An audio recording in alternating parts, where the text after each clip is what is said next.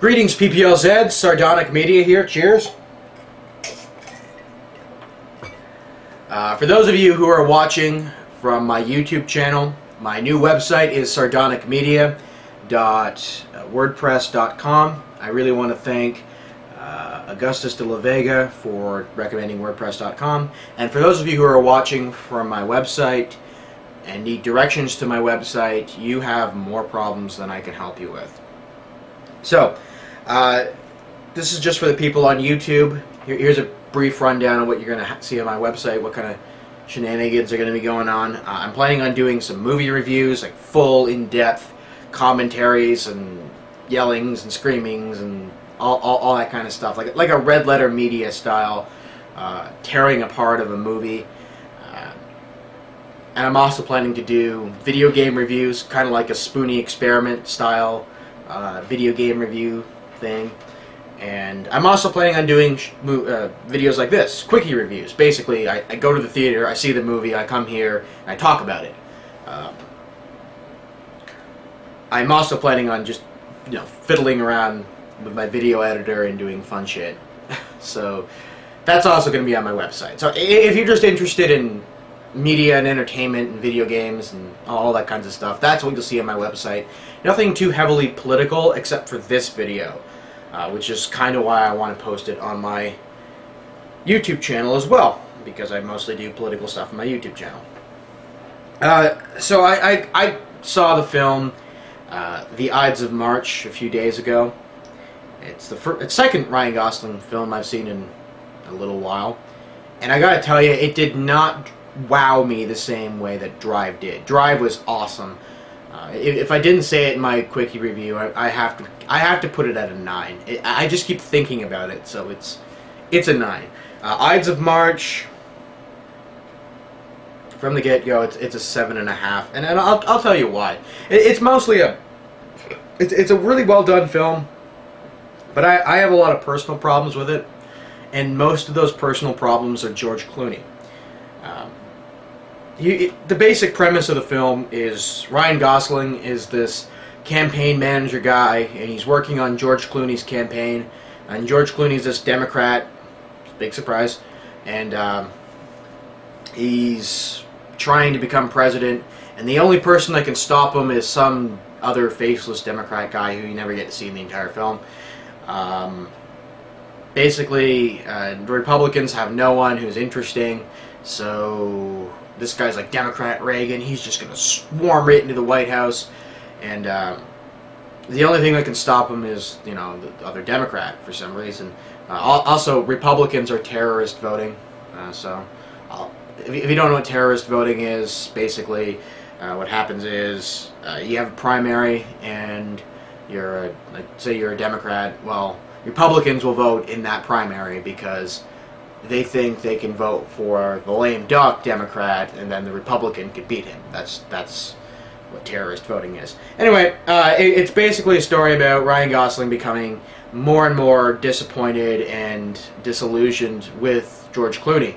There's even a scene at the beginning where he's talking with a reporter and says, "Wow, you've really drunk the Kool-Aid with this guy." And he's like, "Yes, I have drunk the Kool-Aid and it's delicious. I love this guy. He can save America."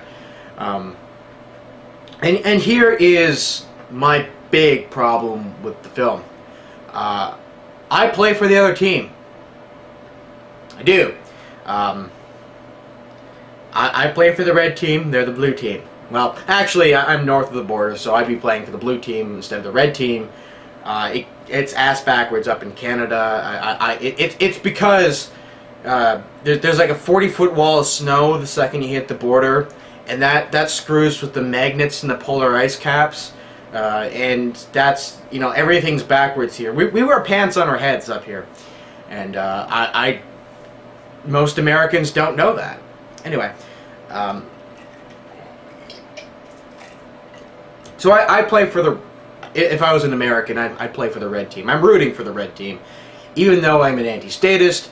I oppose, oh god, this is going to require so much explanation for what I want to do for my website. I don't really want to talk about this stuff too much. I have YouTube for that. But essentially, I do not accept the validity of states. You could say I'm an anarchist, but anarchists are left-wing, and I am not one of those types. Anarcho-capitalist, right-wing anarchist, anti-statist is what I prefer. Anyway, all of that stuff aside,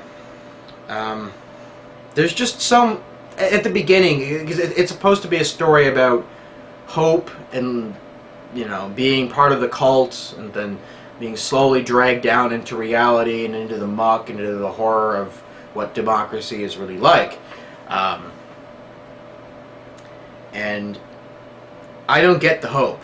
I was not interested in the hope.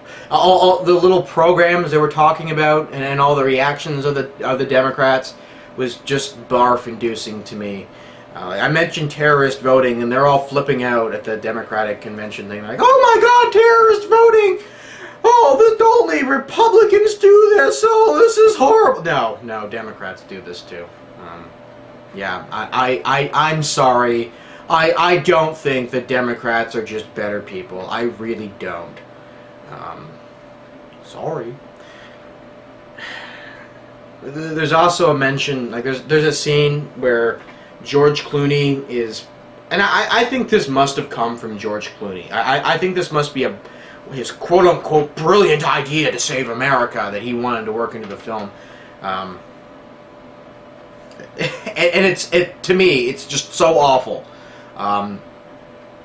Essentially, you have to serve the state for 2 years. They say serve your country, not serve the state for 2 years, either in the military or in the Peace Corps or planting trees or whatever, you know, CCC, Civilian Conservation Corps, for those of you who don't know, look that up. And he was sort of arguing with Ryan Gosling now. Ryan Gosling says, "You should make it mandatory." "I don't know if I want to make it mandatory." "Oh, you've got to make it mandatory." And of course, George Clooney's trying to be the, "Oh, I'm just going to be George Clooney and wishy-washy," but everyone really wants it to be mandatory anyway, so, and I was just screaming at the theater until the manager told me to shut up and hit me with mace. No! This is a terrible idea. For one, you can't afford that shit. You can't afford to give every unemployed person in America a state-sponsored job. You can't afford the education bill that's going to come after that. And what's going to happen at the end of these 2 years? You're going to have a whole shitload of people that have degrees that mean absolutely sweet fuck all.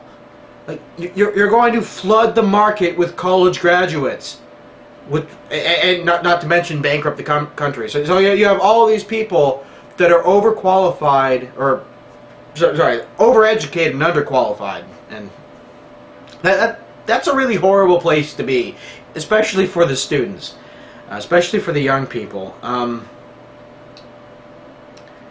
I think in Britain, is it now? They have more photographers graduating each year than are needed in the whole of Europe.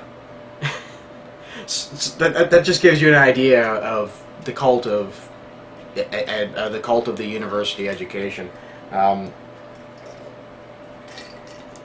I don't really want to go into more. And you're distorting the structure of production too. Like it's just. No, it's just such a terrible idea, and it's sort of touted like it's, "Oh well, everyone should agree with this. This is great." And then he starts babbling about getting America off oil, which yeah we'd like, but I don't know. I don't really want to get into that. It's just what bothered me is this tone of Ryan Gosling going from the glory that is George Clooney to having to see the reality that is George Clooney. And I didn't like the glory. The glory sucked ass to me. And I'm sure that there are going to be Democrats watching this, and they're going to be mad at me because they were in love with George Clooney, and they got to see a Kool-Aid drinker brought down to reality, and that's depressing to me. And you should love it as a right-winger. I don't. It's just I know. Maybe that's just me. Take it with a grain of salt. I will say, in spite of this, I think the movie does overcome those problems. I give it a 7.5, really. What really saved the movie for me, the parts of the movie I really, really enjoyed, were the supporting cast. Mostly Paul Giovanni and Philip Seymour Hoffman. They're both really jaded, really realistic, and paranoid. They really do get that democracy is war, and they are going to win.